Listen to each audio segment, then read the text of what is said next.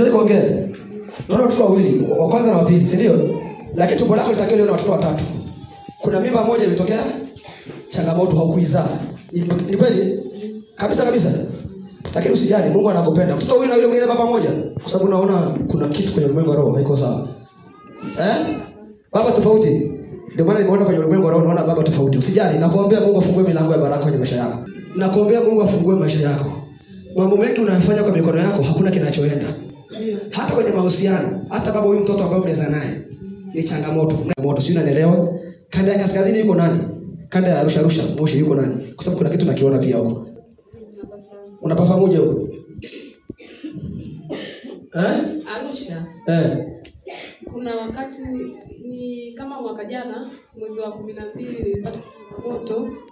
Nikawa naona kichwa changu kama kuna vitu vinatembea vile. Ukiwa wapi? Nikiwa baba. Ukiwa Kongo, Sasa baada ya kuona kichwa kina yaani sielewi inachanganyikiwa, ikabidi nipewe hela niende Arusha. Arusha ulikuwa unaenda kwa nani? Kwa mganga. Kwa mganga. Wala usizungumze sana kwa sababu nimeiona issue Arusha. Nimeona issue nini? Arusha. Lakini kuna kitu nakiona ambacho ni changamoto. Wewe unaona umetibiwa lakini bado shida ipo. Ndio. Bado changamoto? Bado changamoto ipo. Na hata yule mganga jinsi alivyokuwa anakutibia ni mazingira ambayo sio rafiki, sio mazingira mazuri. Na huwezi hata kuyasema hapa. Ni siri yako. Unaelewa nikisema hivyo? Maana kuna jambo alikwambia ili dawa ifanye kazi, kuna kitu kufanye.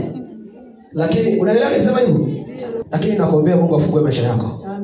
Baba, katika jina la Yesu, roho za majini na mapepo,